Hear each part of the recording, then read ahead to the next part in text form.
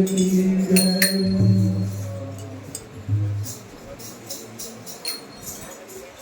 हरि एक शब्द गुरुदेव का अनंता काय अनंत विचार था के मुनिजन पंडिता वेद न पावे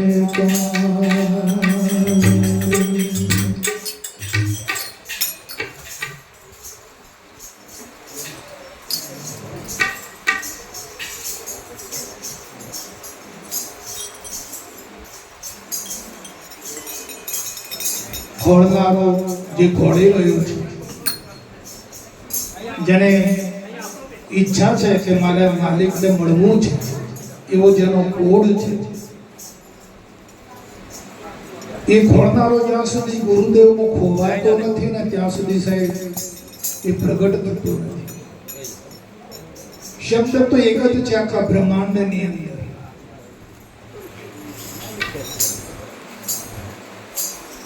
અને એ જે એક શબ્દ રહ્યો છે એનો અનુભૂતિ, એનો અનુભવ ગુરુ મહારાજે આપણને આપ્યો છે. પણ એનું જો મંથન કરો તો એની અંદર અનંત વિચારો પડ્યા છે. અનંત વિચારેથી એનું વર્ણન થઈ શકે છે. પણ વિચાર સબળો હોવો જોઈએ.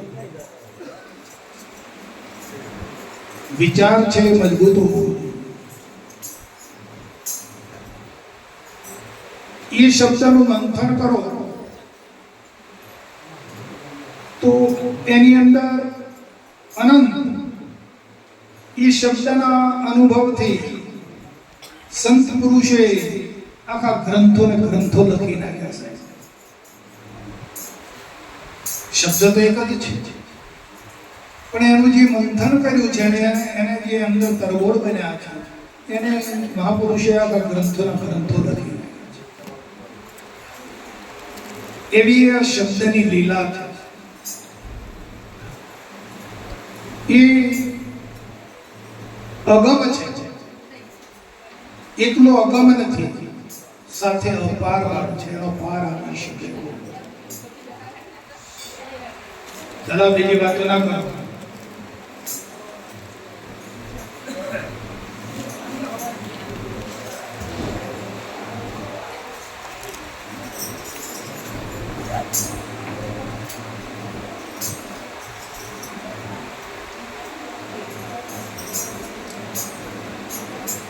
તમે પાણીને ગમે એટલું વલોશો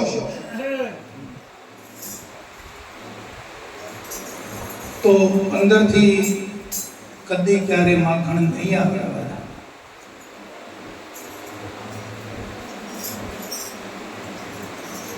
મંથન કરવા માટે તો દૂધમાંથી દહીં બનાવીને પછી મંથન કરાશે.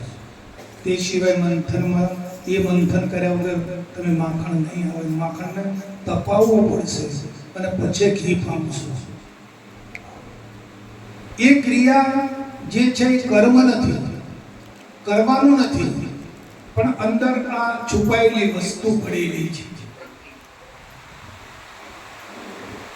ડાયરેક્ટ ઘી તમને મળી શકે એવું નથી. દૂધમાં તો ઘી છે, પણ એ ડાયરેક્ટ તમે મેળવી શકો એમ નથી મારા વાલા. એની જે પ્રક્રિયા છે, એની જે રીત છે, એ આપણે અપનાવી જ પડે અને પછી મંથન કરવું જ પડશે તો ઘી પમાશે. એમ આપણા જે સ્વરૂપ છે, સ્વરૂપ એ ઘી સમાન છે. સ્વરૂપને પામવા માટે મહાપુરુષોએ આ અનેક પ્રકારની મંથન જે છે એ કર્યું છે. આજે તમે જુઓ, જેને શાસ્ત્ર અભ્યાસ કર્યો હોય એને ખબર પડે કે દરેક શાસ્ત્રો પોતપોતાનું ખેંચે છે. વિષ્ણુ પુરાણ જો તો વિષ્ણુના ગીત ગાય, શિવ પુરાણ જો તો શિવના ગીતો ગાય, ગરુડ પુરાણ જો તો એના ગીતો ગાય. આવા બધા દરેક પુરાણોની અંદર, શાસ્ત્રોની અંદર બધી વાળા ખેંચા તાણ ભરેલું છે. એટલે નિવેડો એ શાસ્ત્ર જ્ઞાનથી કદી આવી શકતો નથી. નિવેડો છે એ કેવળ અનુભવ જ્ઞાનથી આવે. અનુભવ એટલે શું? અનુભવ કોને કહેવાય?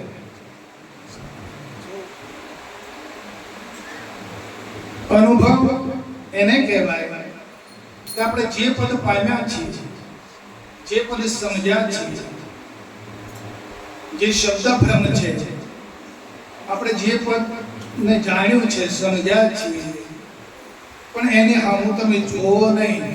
જોવું એ અનુભવ છે.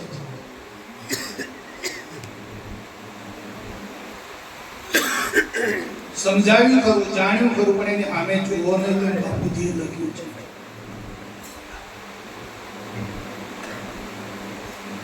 એટલે આ જે જોવાની જે ક્રિયા છે, જોવા માટે જે છે એ જ મંથન કરવું પડશે. આપણી જે વિચારધારા છે,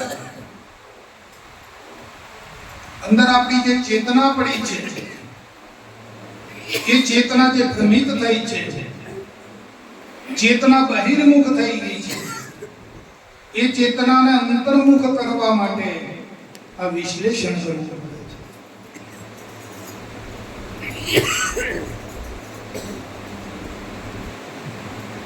હવે અંતરમાં રહેલી જે ચેતના છે આપણી દરેકની પાસે પડી છે, નથી એવું તો છે જ. તો આ ચેતના સ્થિર છે કે અસ્થિર છે એ પોતાના થર્મોમીટરમાં જોઈ લો ને વાત.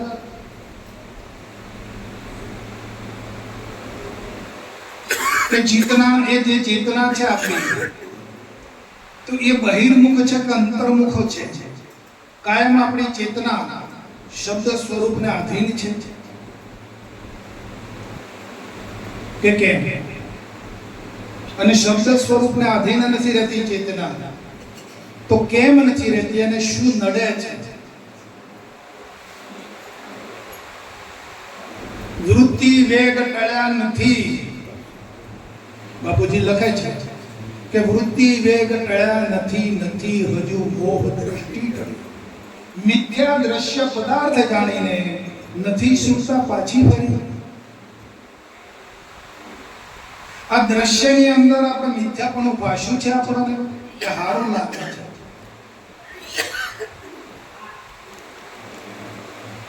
દ્રશ્ય જે છે, તો આ જીવન જે છે, મનુષ્ય જીવન, આત્માને તો કઈ લેવા દેવા નથી. બરાબર છે? તો આ જીવન જે છે દ્રશ્ય સાથે વણાવેલું છે. બરાબર છે? તો આત્મા અનુભવ કરે છે આનો કે ભાઈ આ દ્રશ્ય માત્ર મિથ્યા છે, એવો અનુભવ, એવું એને મિથ્યાપણું ભાષ્યું છે, એવો અનુભવ એને કર્યો છે. અને એવો અનુભવ જ્યારે કરી લેશે ત્યારે સ્થિર થશે. જ્યારે જે સમય જે પડે એને મિથ્યા અનુભવ થઈ જશે એનામાં, ત્યારે સ્થિર થઈ જશે.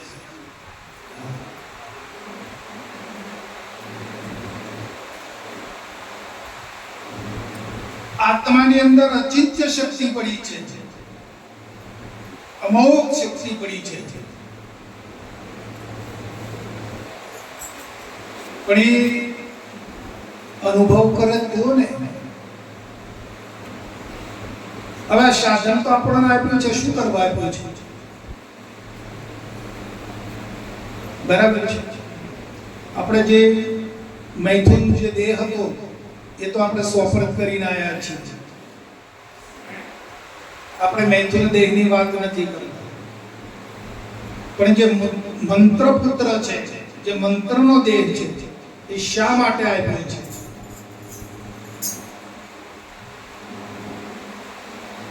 તો એ મંથન માટે છે. જો સાધન ના હોય તો તમે મંથન કઈ રીતે કરી શકશો?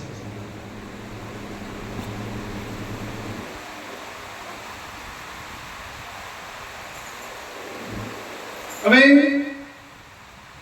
ક્યાં આસન લગાવ્યું છે? આપણને ક્યાં સ્થિર કર્યા છે? જે મંત્ર પુત્ર છે, હમણાં મને આજે આશ્રમથી પ્રશ્ન કર્યો, આજે આશ્રમમાં આપણે મોટા આશ્રમનું જે ઉદ્ઘાટન કર્યું છે ત્યાં આજે બધી પૂજા પાઠને એવું બધું રાખેલું, ત્યાં બધા ભાઈઓ બેઠેલા. તો મને ત્યાંથી પ્રશ્ન કર્યો કે બાપુ આ મૂર્તિની નીચે લખવામાં આવ્યું છે કે રાજંત મૂર્તિ કલ્યાણકારી સ્વરૂપ નિજનો પરખાવનારી, અમને આ વાત સમજાતી નથી. શું છે આ બાબતનું? પછી મેં એમને વાત કરી કે જે આ જગતમાં જે મૂર્તિઓ છે એ મૂર્તિની આ વાત નથી, આ તો રાજંત છે. રાજંત એટલે દિવ્ય મૂર્તિ છે. રાજંતનો અર્થ થાય દિવ્ય મૂર્તિ છે. અને તે મૈથુન મૂર્તિ નથી, આ તો દિવ્ય મૂર્તિ છે. અને એ દિવ્ય મૂર્તિ છે એ જ કલ્યાણ સાધી શકે, એ જ કલ્યાણ કરી શકે. મૈથુન મૂર્તિ કદી કલ્યાણ કરી શકે? મૈથુનમાં રહેવું છે, મૈથુનના ભોગ પદાર્થ ભોગવવા છે અને દિવ્યતાની વાતો કરવી છે, તો માલા કદી ક્યારે નહીં બને.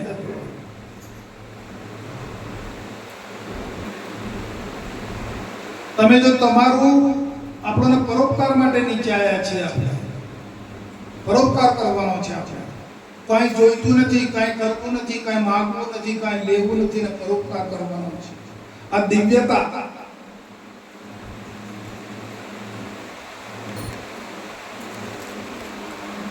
આ દિવ્યતાને એનું પ્રસારણ કરવા માટે આવ્યા છીએ, બળતા જીવોને ઉગારવા માટે આવ્યા છીએ. પણ દિવ્યતામાં રહીને, મૈથુનમાં રહીને નહીં સાહેબ. મૈથુનમાં રહેશે તો કાંઈ કરી ના શકશે. એક જ શબ્દમાંથી ઉપડશે નહીં. એ તો શબ્દ જે ઉપડે છે ને એ દિવ્યતામાંથી આવે છે. તો કેવળ કલ્યાણનો સંબંધ છે, આમાં બીજો કોઈ સંબંધ છે નહીં. વાલા, તમે આ રીતે પાળો અને બીજા જીવોને તમે શીખવાડો, આ જ ઉદ્દેશ છે. પણ પહેલા પોતાને આપણે પાળવું પડશે. પોતાને પહેલા આપણા દિવ્યતા આપણામાં આપણે લાવવી પડશે. હરદમ આપણે એનો અભ્યાસ કરીશું તો દિવ્યતામાં રહી શકીશું. નકર જો દિવ્યતાનો અભ્યાસ જો નહીં કરીએ તો મૈથુનમાં જતા રહીશું.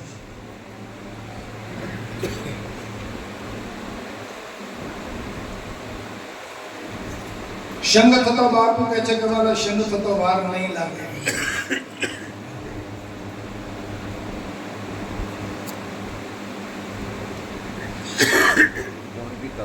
તો ભાવાર્થ સતબોધનો, સત્સંગનો જે ભાવાર્થ છે આ એક જ છે.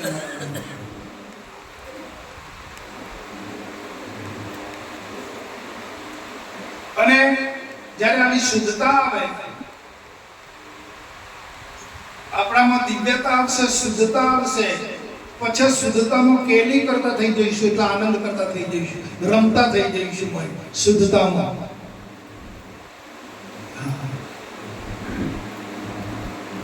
મૈથુનમાં નહીં, દિવ્યતા પ્રાપ્ત કરીશું, દિવ્યતાનો અનુભવ કરીશું, શુદ્ધતાનો અનુભવ કરીશું, પછી શુદ્ધતામાં આપણે કેલી કરીશું, આનંદ કરીશું, મોજ કરીશું. અને પછી જો એ શુદ્ધતામાં જો સ્થિર થઈ જઈશું ને, અમૃત ધારા તો પછી છે. અમૃત ધારાનો લાભ છે.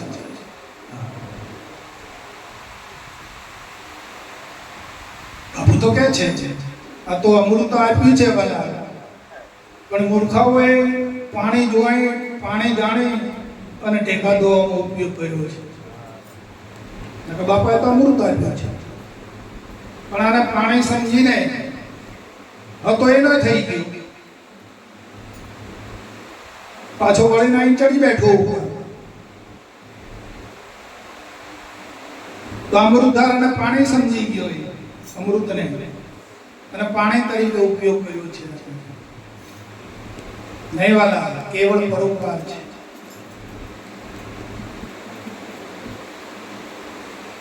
દરેકને આપણી પોતાની દિવ્યતા પ્રગટ કરવા માટે આપણે મળીએ છીએ.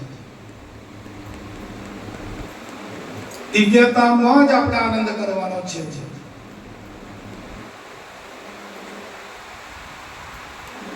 શેર પણ દાગ લાગવા દેવાનો નથી જીવનને. હા હા, આ તો બહુ અઘરી બાબત છે સાહેબ. ત્યારે તમે આંગળી ચીધી શકશો કે બહાર નીકળ, હું કરતો મોય પહેરી ગયો છે તો. અને એ વચન પછી અસર કરશે પેલા, એમને અસર નથી કરતું સાહેબ.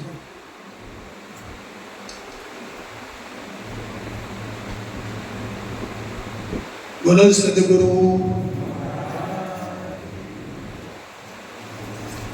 હરે એક તંબુરો વાગે વાગે, કોઈ જ્ઞાને નર તો જાગે, અંતર વાગે.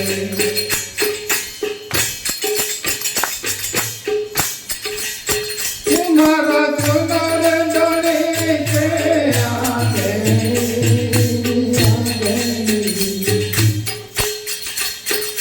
કોઈ જ્ઞાને નર તો જાગે, અંતર વાગે.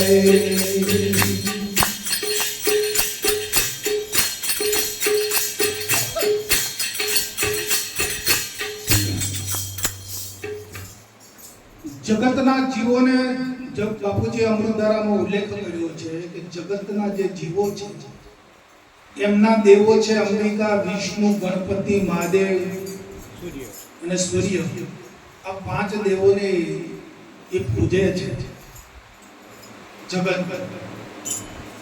જ્યારે આપણે પણ પાંચ દેવો છે, આપણે પણ પાંચ દેવોને પૂજવાના છે. આપણે આકાશ, અગ્નિ, વાયુ, પાણી અને પૃથ્વી આપણા એ દેવો છે. તો આપણે દેવો માનીએ છીએ, એમને દેવો તરીકે ઉપયોગ કર્યો છે. તારે દિવ્યતા તો ત્યારે આવશે ને, એમને થોડી આવી જાય. જગત નવડાવી દોડાવીને ટીલો ટપકો કરીને સેવા પૂજા કરે છે. તમારા આમાંનું કાંઈ કરવાનું નથી. આવું બાપુ બોલ્યા છે. પાંચ તત્વનો બન્યો તંબુરો, સર્વ શોભતો વાગે, સર્વ શોભતો વાગે.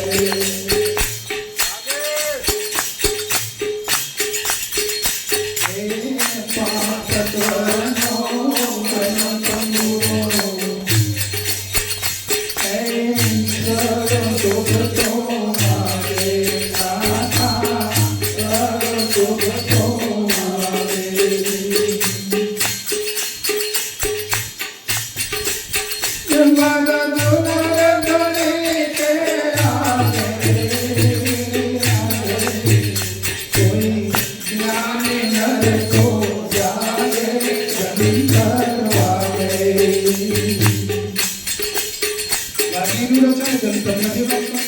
નથી સંભળાતું.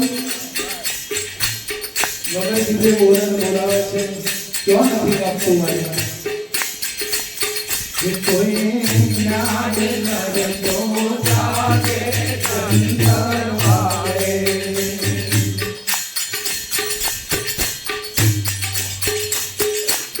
મદન સે શોભના રતિય ભરે લાગે, રતિય ભરે લાગે.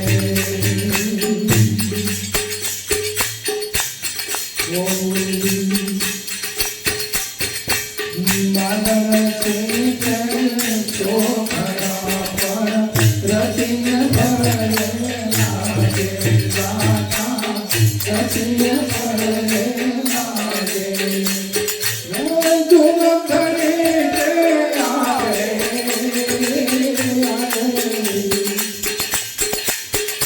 કોઈ જ્ઞાન નર તો જાગે, અંતર વાગે.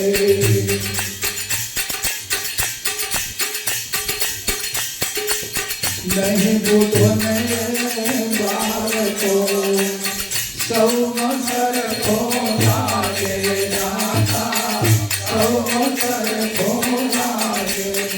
દેહ જોયો તો દેવ થયો, દેહ દ્રષ્ટિ મટાડી દો. કોના વડે આ હલમ ચલમ થઈ જોઈ લો, કોના વડે તો આપણે આનંદ કરી રહ્યા છીએ. કયું તત્વ છે?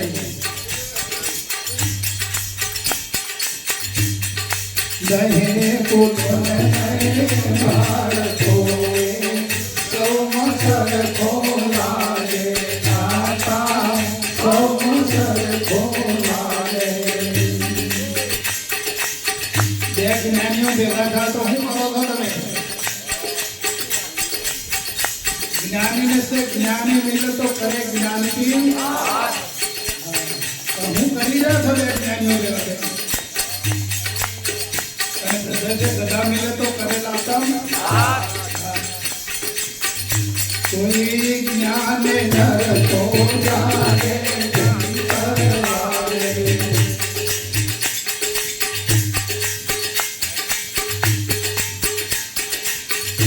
एक बंदता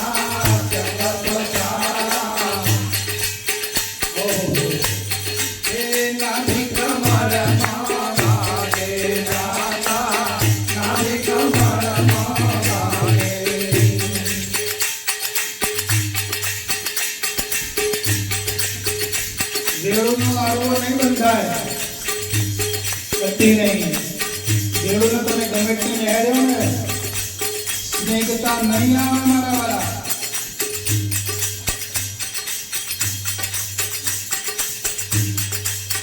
એમ જેનું ચિત્ત સ્વસ્થ છે ને એ વાતમાં કદી નહીં આવે. આ તો સરળ ચિત્ત. એક બંધતા નાભિ કમર મોહરે નાતા નાભિ કમર મોહરે મારા ગુનારે ખણી કે આરે કોઈ જ્ઞાન કરતો જાગે જંતરવારે.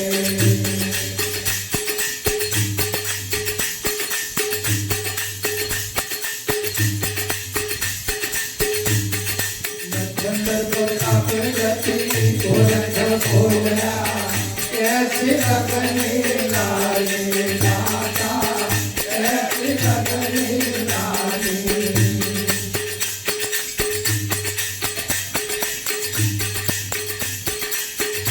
चंदर पर आपे गति गोरख खोया ऐसी लगने लागे नाता ऐसी लगने लागे.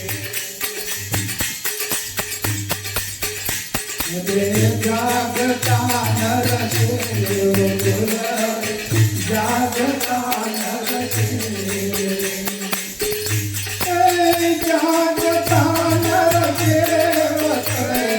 जागता नर से जागता नर से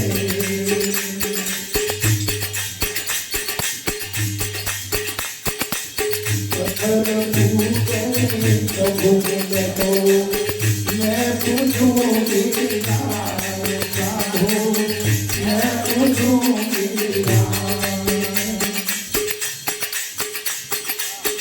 वो पत्थर की चटी बनता है जब चटी सती सखाय बन गया माल नहीं गोरख जागता नर से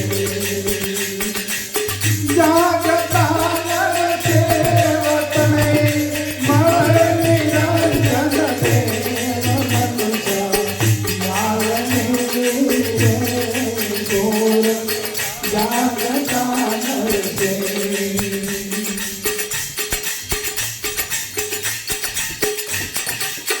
देव कुमारी राधे धरी देवनी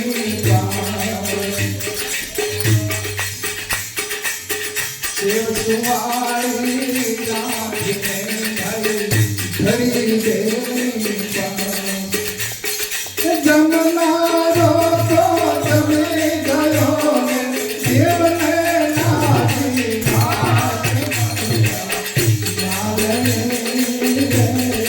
गोरख जागता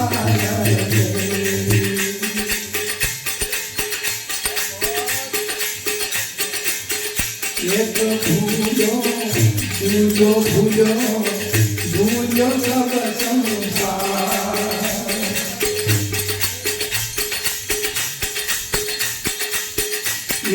ભૂલ્યો દૂજો ભૂલ્યો ભૂલો સબ સંસાર એક ન ભૂલ્યો થોડી ભોરા